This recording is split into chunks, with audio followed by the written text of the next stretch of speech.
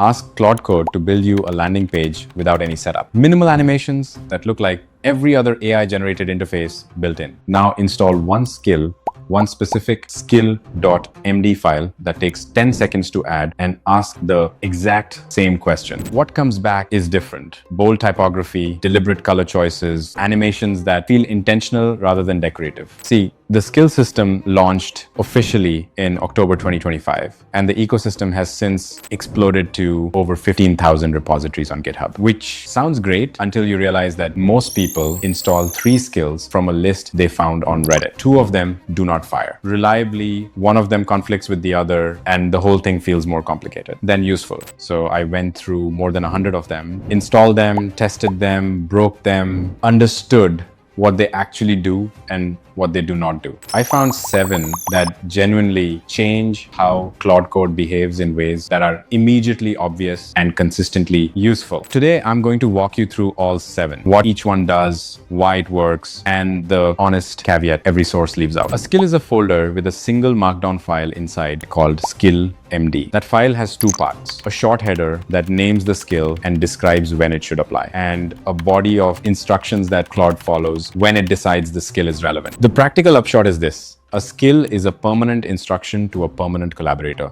You write it once, Claude reads it whenever it matters, and you never have to re-explain your preferences, your conventions, or your standards again. 2 more things worth understanding before we get to the list. First, the skill format is now an open standard. A skill you install for Claude Code also works in Cursor, Gemini CLI, GitHub Copilot, and several other tools without modification. Second, there is a meaningful difference between 2 types of skills. Capability uplift skills give Claude abilities it does not have on its own, like persistent memory or browser control. Behavior skills shape how Claude does things it can already do, like designing interfaces or writing commit messages. The best skills on this list are a mix of both. Skill 1, front-end design. This is the official Anthropic front-end design skill. 277,000 installs as of March 2026, making it one of the most installed skills in the entire ecosystem. What it does is give Claude a design system and a design philosophy before it writes any interface code. It defines a specific approach to typography, color, spacing, animation, and layout hierarchy. The before and after is genuinely dramatic. Without this skill, Claude designs defensively. With it, Claude designs with conviction. Products built with this skill installed look like someone with taste made them.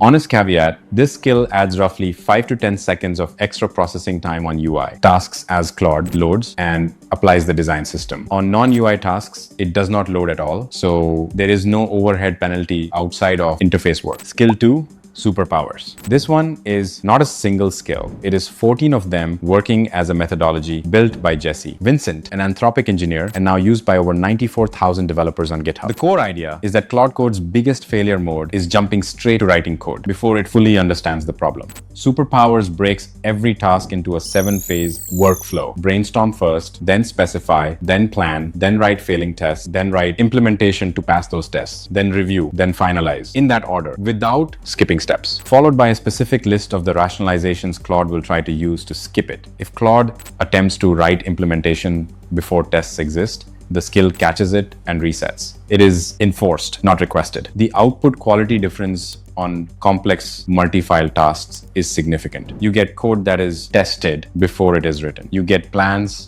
before you get implementations. You get a collaborator that thinks before it moves. Honest caveat, Superpowers adds 10 to 20 minutes of upfront planning on every task. For a quick one-off script, that overhead is more friction than it is worth. For anything that touches production code or spans multiple files, it is genuinely valuable. Skill 3, context mode. This one solves a problem that most people do not notice until they hit it and then cannot stop noticing. When Claude Code uses tools, the output of those tools goes into the context window.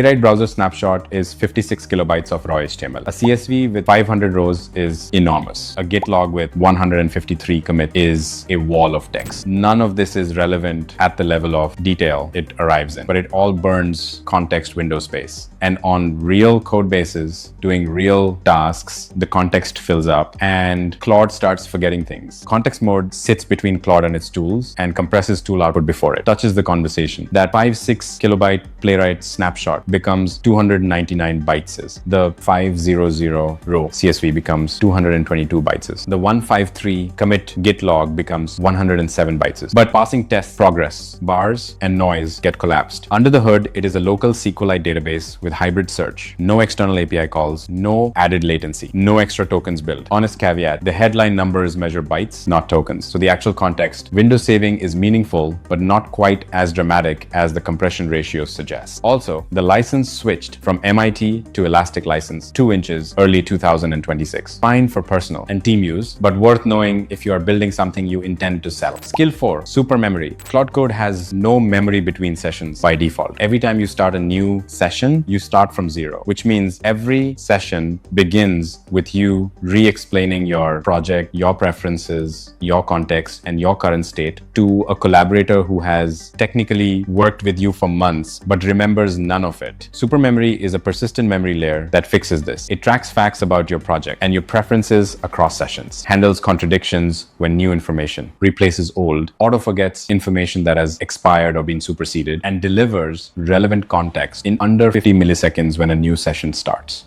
In practice, what this means is that Claude stops asking you to re-explain things. You tell it once that you prefer integration tests over unit tests, and it remembers across every session. You mention once that a specific module is being deprecated, and it stops suggesting you extend it. The collaborator model starts to feel like it actually accumulates context over time, rather than resetting every day. Skill 5, Google Workspace.gos. This one is less about writing code and more about what happens when Claude Code connects to the tools your actual working life runs on. GWS is a CLI that gives Claude direct access to every Google Workspace API through a single unified interface: Gmail, Calendar, Drive, Sheets, Docs. One command spins up an MCP server, and your agent has full workspace access from that point forward. What changes is that any workflow that currently involves copying between Google apps can become a single instruction to Claude. Read the email thread, draft a response, update the relevant Sheets row, create the follow-up calendar event, and generate a summary doc. That is not 4 separate tasks anymore. It is one. It hit 4,900 GitHub stars in its first 3 days.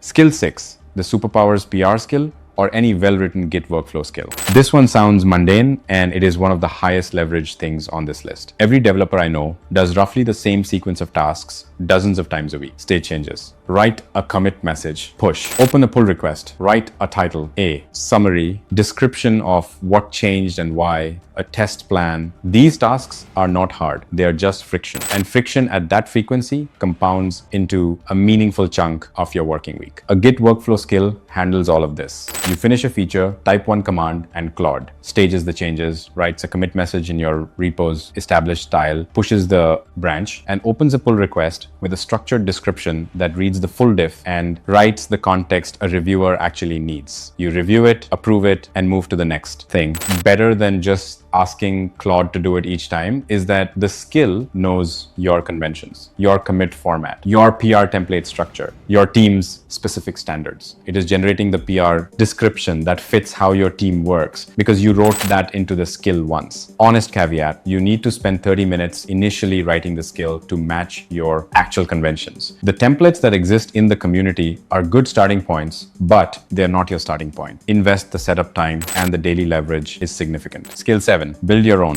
The most powerful skill you will ever install is the one you write for your specific code base, your specific project, your specific way of working. And this is the insight that most lists about Claude Code skills miss entirely. See, every skill in the ecosystem was written by someone who was solving their problem. The front-end design skill encodes Anthropic's design philosophy. Superpowers encodes Jesse Vincent's engineering methodology. These are brilliant, but they are not tuned for your context. Your project has naming conventions that no package skill knows, error handling patterns, specific to your stack, files that should never be touched, dependencies that are being deprecated, team standards that live in someone's head and get violated every time a new developer touches the code. Write that into a SKILL.md file. It takes 2 hours the first time. And once you have done it, Claude Code knows your code base the way a good engineer who has been on the project for 6 months knows it. Not from training, from instruction. The honest caveat, a vague description means the skill fires at the wrong times or not at all. The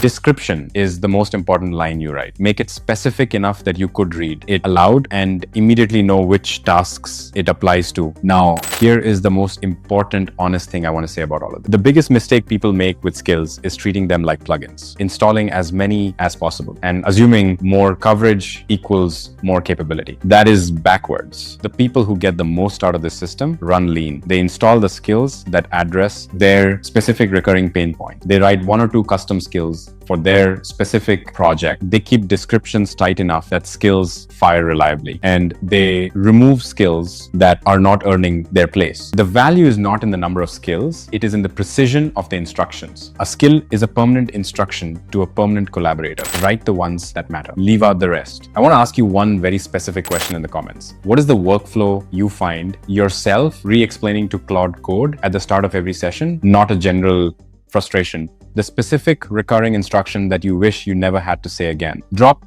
it below. That is almost certainly the skill you need to write. And if enough people say the same thing, maybe someone builds it. I will see you in the next one.